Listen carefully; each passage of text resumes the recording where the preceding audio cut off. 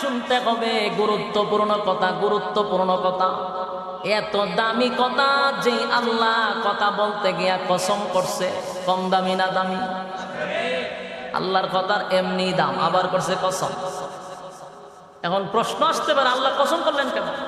কসম করছে আমরা খাসলতের কারণে, আমাদের স্বভাবগত দোষের কারণে কসম করছে। তার কারণ হলো মানুষ জাতি এমন এক জাতি, কসম না করলে কথা গুরুত্ব দেয় না। ঠিক নেই? এমনি যদি কেউ কথা কয়, বিশ্বাস হইতে পারে, না হইতে পারে। যদি কেউ কয় কসম, তখন কয় এই সত্য কথা বলছে, কসম করে। কসম কিন্তু অনেক ধরনের আছে, কিন্তু কসম শুধু হবে কার নামে? শুধু আল্লাহর নামে কসম হবে। আমরা দেশের এমন খারাপ অভ্যাস, কেউ হয় আমার গাড়ির কসম, এরে আমার দোকানদার কসম, আবার কেউ হয় আমার বাচ্চা কাচ্চার কসম। হয়নি? এমন কসম আমিও শুনছি। কথা বিশ্বাস না করলে কয় আমার মরা বাপের কসম। আসেনি এরকম কসম? সাবধান, সাবধান। কসম হবে আল্লাহর নামে, আর অন্য নামে কসম করলে কুফরি হবে। সাবধান। কসম কার নামে হবে? আচ্ছা বলুন তো, মানুষ কেন কসম করে? তার কথার ওজন বাড়াইবার লেগে কসম করে। কারণ এর কথা কেউ বিশ্বাস যখন করে না, তখন এ কসম করে। তখন মানুষকে বলি কসম করছে, বিশ্বাস করুন যায়। মানুষও কসম করার সময় দেখবেন দামি জিনিসের কসম করে, সস্তা জিনিসের কসম কেউ করে না। জীবনে শুনছেন কেউ কইতে যে আমার জুতাটার কসম করছে? কেন করে না? কারণ সস্তা। এই জুতার কসম করলে কেউ আর বিশ্বাস, এই জন্য মানুষ দামি জিনিস কসম করে। আল্লাহও যে কসম করছে, দামি জিনিসের কসম করছে, সস্তা জিনিসের কসম করে নাই। কোরআনে অনেক জায়গায় আল্লাহ কসম করছেন। ওয়াত্তিন, তিন ফলের কসম করছে। ওয়াজ্জাইতুন, জাইতুনের কসম করছে। ওয়াতুরে সিনিনা, সিনাই পর্বতের কসম করছে। ওয়াহাযাল বালাদিল আমিন, মক্কা নগরীর কসম করছে। ওয়াদ্দুহা, দিনের আলোর কসম করছে। ওয়াল্লাইলি ইযা সাজা, রাতের অন্ধকারের কসম করছে। ওয়াসসামাই যাতিল বুরুজ, দুর্গ বিশিষ্ট আকাশের কসম করছে।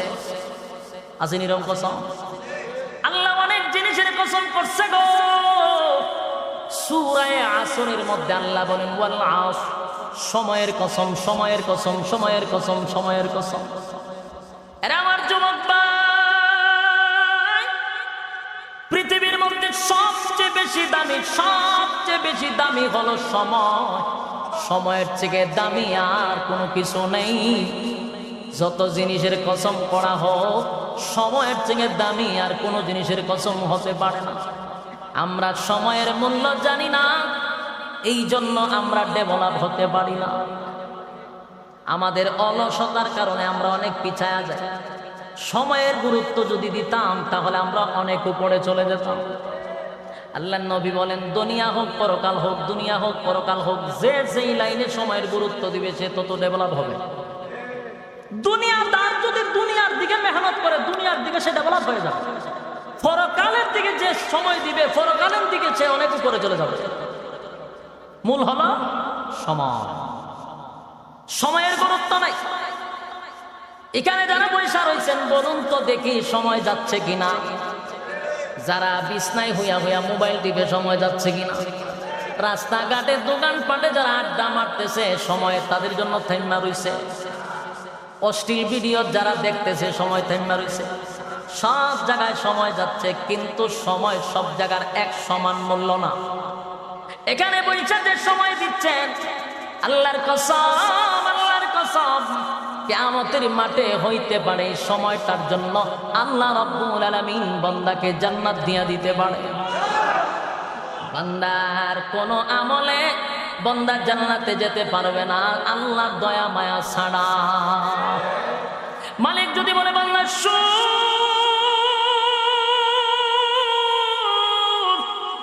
ওই যে তুই মাদ্রাসার মাঠে বৈশা বৈশা গরমের মধ্যে, প্রচন্ড গরমের মধ্যে সময়টুকু আমি আল্লাহর জন্য দিছিলি, কোরআন শোনার জন্য দিছিলি, বান্দারে ওয়াদা দিলাম ওই সময়টুকের কারণে আমি আল্লাহ তোরে দয়া মায়া করে জান্নাত দিছি। এই জন্য আমার যুবক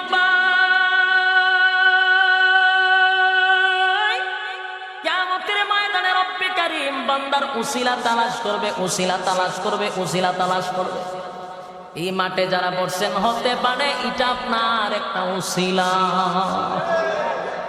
এই জন্য বেশি সময় নয়, অল্প সময় যদি ধৈর্যের সাথে বসতে পারি, আল্লাহর কসম একটা কথাও মন করা বলবো না। কোনো গিজ্জা কাহিনী বলার অভ্যাস আমি আশরাফির নাই, জীবনে কোনো মাহফিলও গিজ্জা কাহিনী বলি নাই। যতক্ষণ কথা বলবো কোরআন সামনে রেখে কথা বলবো, ধৈর্যের সাথে কথাগুলি শুনবেন। হয়তো বা আজকের এই আলোচনা শুনে কোনো একটা মানুষ যদি হেদায়েত পায়, আমি আশরাফির জীবন ধন্য। একজন যদি লাইনে আসে জীবন ধন্য।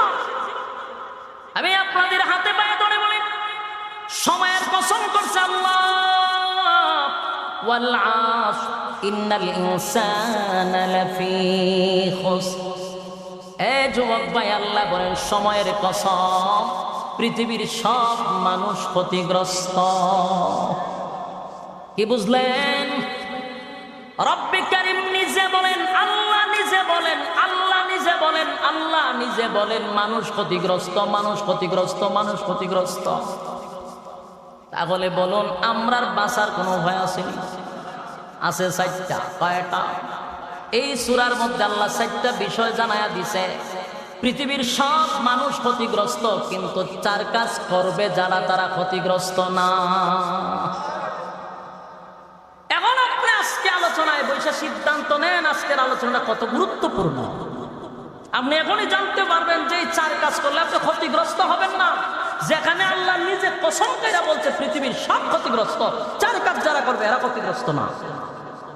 উনি চার কাজ যদি ওখানে কইয়া দিতে তো আপনি বাড়িতে বেলে জুতা রেডি করে রাখছে, এত তাড়াতাড়ি কইতাছি না, কিছু একটা পর্যায়ে গিয়ে হইতেই কথা তো বক্তব্য আসে।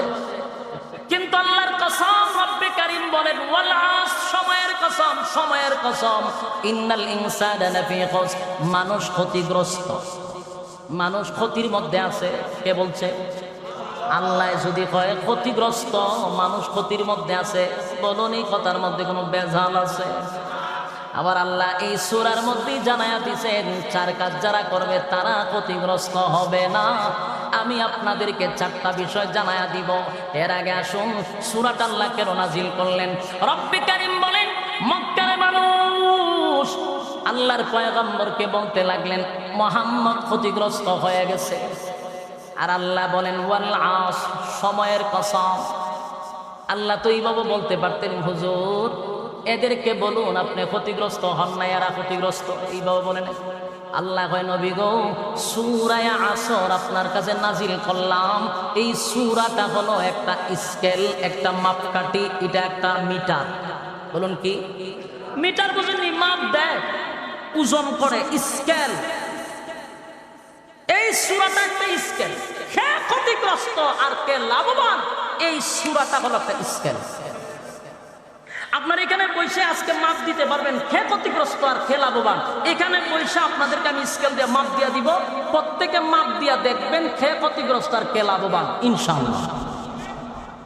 বলুন এমন একটা থার্মোমিটার যদি আপনার দেই, লাভ না ক্ষতি? আজকের মাহফিলে আসার কারণে লাভবান না ক্ষতিগ্রস্ত? এমন একটা স্কেল পাইবেন, হয়তো বা এরকম ভাবে আর কোনো জায়গা শুনেন নাই। কিন্তু আপনার জীবনের ফায়দা হবে যদি স্কেলটা বাড়িতে নিয়ে যান। তাহলে ঘুমাইবার আগে একবার মাপ দিবেন যে দেখি আমি লাভবান না ক্ষতিগ্রস্ত। আপনার মিটারে উঠে যাবে আপনি ক্ষতিগ্রস্ত না লাভবান। সুবহানাল্লাহ। আল্লাহ নিজে বলেন সূরা আসর নাজিল করে আমি মাপকাঠি দিয়া দিছি। রাসূল এদেরকে বলেন এই সূরা দিয়া মাপ দিত। আপনি ক্ষতিগ্রস্ত না তারা ক্ষতিগ্রস্ত, মাপ দিলেই বুঝা যাবে। সুবহানাল্লাহ। আল্লাহ ডাইরেক্ট বলে না যারা ক্ষতিগ্রস্ত। আল্লাহ বলে এই সূরা যখন মাপ দিত, কিয়ামত পর্যন্ত আদম নবীর থেকে নিয়ে কিয়ামতের ইসরাফিলের সিংহা পর্যন্ত যত মানুষ আসছে আর আসবে, সব মানুষকে আল্লাহ এই সূরাটা দিয়েছেন মাপার জন্য। তোরা নিজেরাই মাপটা দেখ তোরা কতটুকু লাভবান আর কতটুকু ক্ষতিগ্রস্ত। কিন্তু মাপার সিস্টেমটা আমি শিখাই দিতে হবে আপনাদের ইনশাআল্লাহ।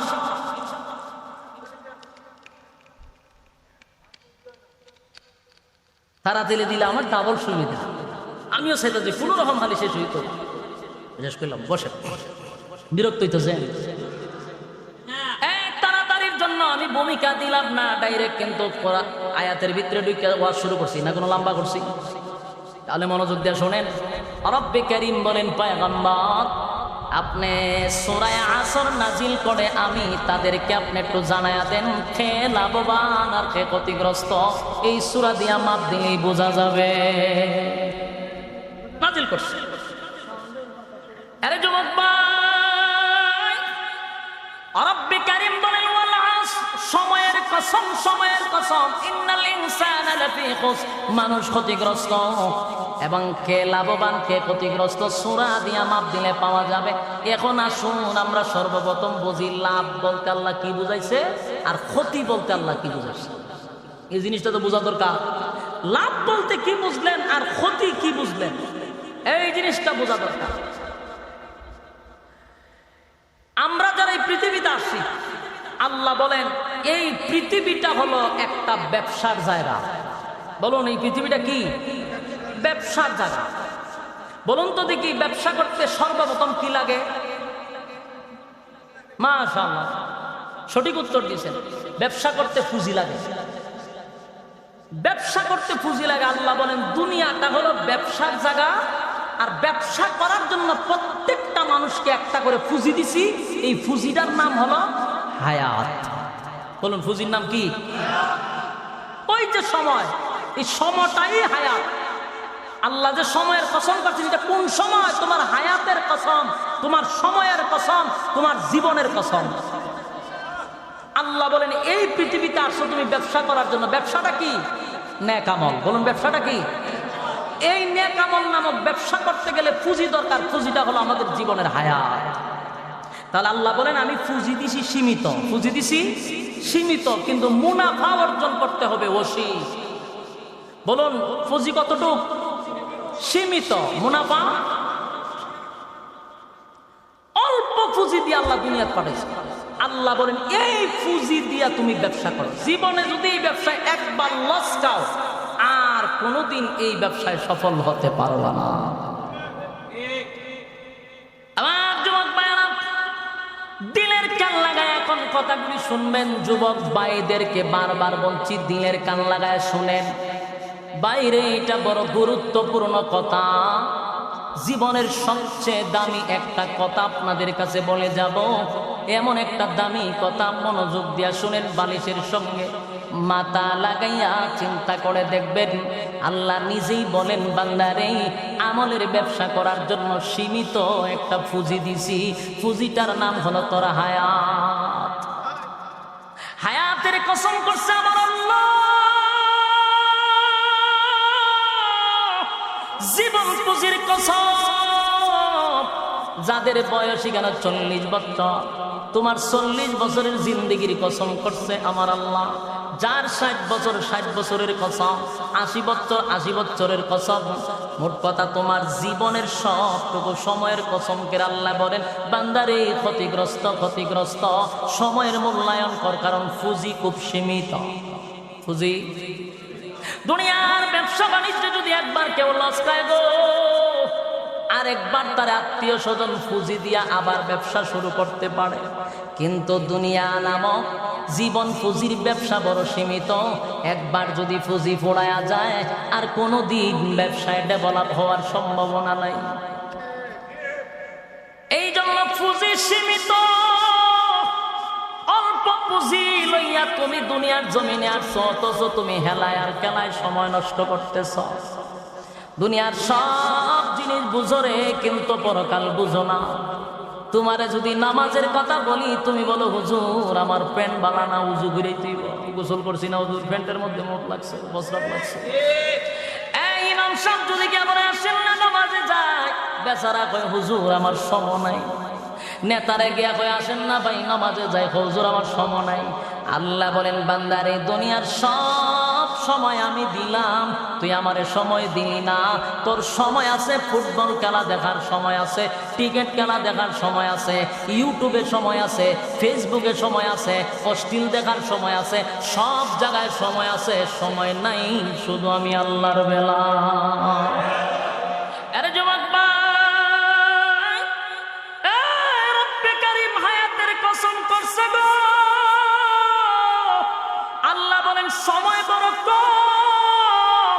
জীবন পুঁজির কসম, অল্প পুঁজি দিয়া পাঠাইছি, অল্প পুঁজি দিয়া যদি আপনি মুনাফা অর্জন বেশি করেন তাহলে আপনি ব্যবসায় সফল।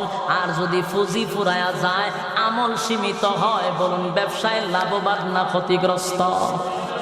হ্যাঁ, কথা কি বুঝতেছেন? কে লাভবান আর কে ক্ষতিগ্রস্ত? মাপ দেন। হায়াত যদি 40 বছর থাকে, নিজে প্রশ্ন করেন 40 বছরের ভিতরে কতটুক আল্লাহর কাম করছি আর কতটুক দুনিয়ার কাম করছি। মাপ দিলেই তো বোঝা যায় 30 বছর গেছে খালি মানুষকে টগানো, কথা হয় না, বাটপারি সিটারি টেন্ডারবাজি আর মানুষ মায়ের দৌড় করে খারে টগায়া খাওয়ান যায়, এইভাবে তোমার জিন্দিগি গেল না। তাহলে আমার জীবন পুঁজির ব্যবসা তো, পুঁজি তো শেষ, কিন্তু মুনাফা তো কম। লাভবান না ক্ষতিগ্রস্ত? ক্ষতিগ্রস্ত আর কে লাভবান?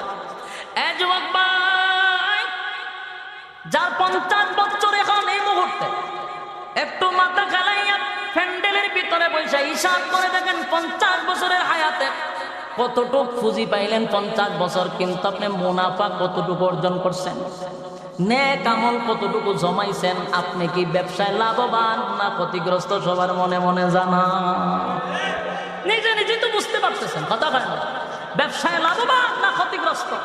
আল্লাহ রাব্বুল আলামিন বলেন, আগে নবীজি সূরা আসর আপনার কাছে দিলাম, তাদেরকে বলুন জীবন পুঁজি দিলাম সীমিত, এই পুঁজি পাইয়া কতটুকু নেক আমল করছে আর কতটুকু দুনিয়া করছে। মাপ দিলেই তো বোঝা যায় কে লাভবান আর কে ক্ষতিগ্রস্ত।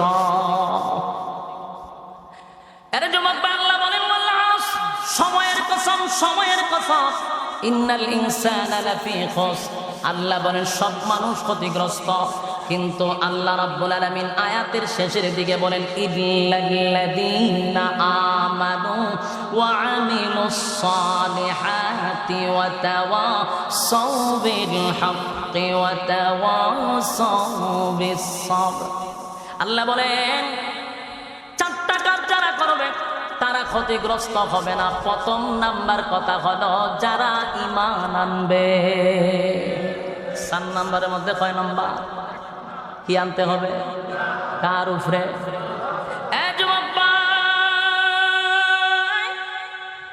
1 নাম্বার হলো ইল্লাল্লাযীনা আমানু ওয়া আমিলুস সালিহাত।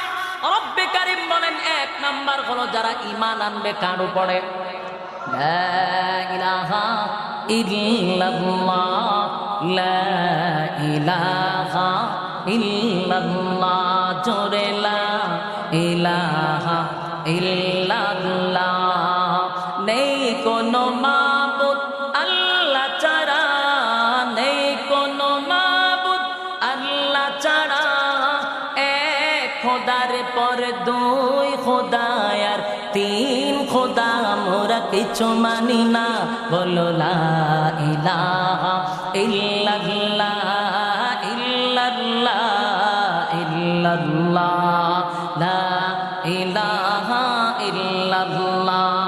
আল্লাহ ছাড়া কোনো মাবুদ নাই, ঈমান আনতে হবে, এক আল্লাহর উপর ঈমান আনতে হবে। রব্বে কারীম বলেন প্রথম নাম্বারটা হলো ঈমান আনতে হবে আল্লাহর উপরে।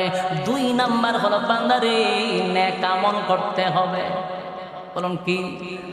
নেক আমল পুঁজি কম কিন্তু মুনাফা বেশি। অল্প সময়ে নেক আমল করতে হবে, কিন্তু নেক আমলের দ্বারা কেউ জান্নাত পাবে না। নেক আমল করে মানুষ জাহান্নাম থেকে বাঁচার জন্য, ঈমান আনে মানুষ জান্নাতে যাওয়ার জন্য। ঈমানদারকে আল্লাহ জান্নাত দিবে। আমল যদি নাও করে জান্নাত দিবে, ঈমান আনার কারণে জান্নাত দিবে, কিন্তু ওই বান্দাকে আল্লাহ আগুনে ফালাইয়া আগে ফোড়াইয়া সাইর গইয়ার ভরে দিব, সাইরা দিত না। তাই নেক আমল করলে জাহান্নাম থেকে বাঁচতে পারবেন। এই জন্য আল্লাহ বলেন নেক আমল করো। প্রথম হলো ঈমান আনো, তারপরে বলেন নেক আমল করো, নেক আমল করো, নেক আমল করো। বান্দারে নেক আমল করলে জাহান্নাম থেকে বাঁচতে পারবি, নেক আমল যদি না করো জাহান্নাম থেকে বাঁচতে পারবি না। জাহান্নাম বড় ভয়ঙ্কর। যদি সহ্য করার ক্ষমতা থাকে তাহলে অশ্লীল কাজ করতে থাকে, মান গড়া জিন্দেগি চালাইতে থাকেন, কোনো অসুবিধা নাই। বেড়াগিরি কতদিন করবেন? বলুন পুঁজি কম না বেশি? আরো জোরে। অল্প পুঁজি দিয়ে কয়দিন বেড়াগিরি করবে? থেকে বড় বড় ক্ষমতা ধরে আল্লাহ বলেন আমি সুবাইয়া মারছি। কথা হয় না? ফেরাউন নাকি কম ক্ষমতার মালিক ছিল, সুবাইয়া মারছেন। নমরুদ্দা ক্ষমতা দেখাইছে, আমার আল্লাহ ল্যাংরা মশা দিয়ে রেসাইজ করছে। কথা হয় না? তাহলে তুমি আর কত বড় ক্ষমতা দর হয়ে গেলাম, পুঁজি কিন্তু কম, বন্দা সাবধান হয়ে যাও। আজকে দেখ গাজীপুর টঙ্গিপাড়া অথবা এটা কোন জায়গা, কোনাবাড়ির পুরস্থানে গিয়া দেখ কত বড় বড় নেতা ঘুমায় আছে, কেউ তার কবরের সামনে যায় না রে, কেউ তার খবর নেয় না। দুনিয়ায় টাকা অবস্থা তার, দাফড়ে এলাকার মানুষ কাঁপছে, আজকে কবরের সামনে কেউ যায়নি। কথা কয় না? ওই মানুষটা হয়তো বা বলতে থাকে, আমি একটা মানুষ ছিলাম, আমার একটা নাম ছিল, সবার মতো আমার দেহে রক্ত পানি ঘাম ছিল। আমি একটা মানুষ ছিলাম, আমার একটা নাম ছিল, সবার মতো আমার দেহে রক্ত পানি ঘাম ছিল। নাম ধরে কেউ বলছে না, আজ বলছে মরা লাশ। এ মানুষ মরার পরে নাম ধরে রাখে, কথা হয় না? নিজের সন্তান পর্যন্ত আব্বা বলে ডাক দেয় না গো, সন্তান পর্যন্ত বলে লাশ ঘর থেকে বাহির কর, লাশটা রেখা দিয়াতে তোলো, লাশের জানাজা কখন হবে? নিজের সন্তান পর্যন্ত বাবা বলে ডাক দেয় না, নামটা চেঞ্জ হয়ে যায়, তখন মানুষ বলে লাশ। এই জন্য কবি বলেন লাশ তখন বলতে থাকে, আমি একটা মানুষ ছিলাম, আমার একটা নাম ছিল, সবার মতো আমার দেহে রক্ত পানি ঘাম ছিল, সবার মতো আমার দেহে রক্ত পানি ঘাম ছিল।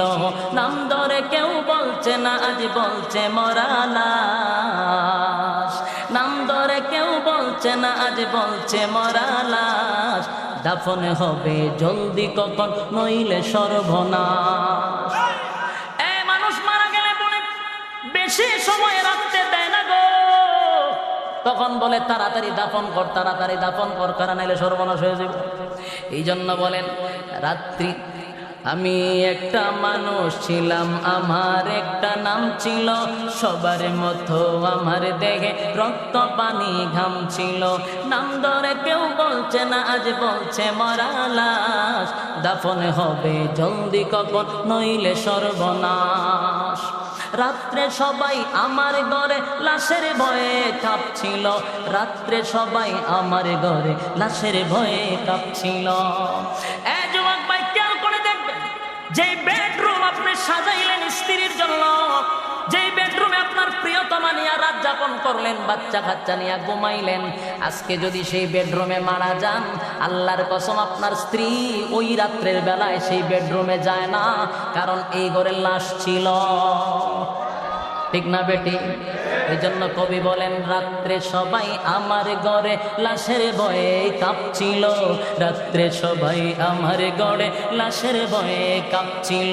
আমি একটা মানুষ ছিলাম, আমার একটা নাম ছিল, সবার মতো আমার দেহে রক্ত পানি ঘাম ছিল।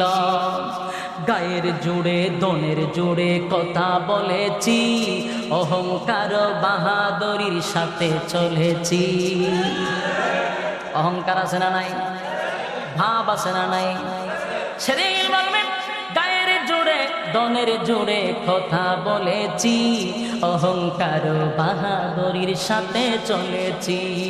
নাম ধরে কেউ বলছে না, আজ বলছে মরা লাশ। নাম ধরে কেউ বলছে না, আজ বলছে মরা লাশ। আমি একটা মানুষ ছিলাম, আমার একটা নাম ছিল, সবার মতো আমার দেহে রক্ত পানি ঘাম ছিল। ঠিক কিনা? আরে যুবক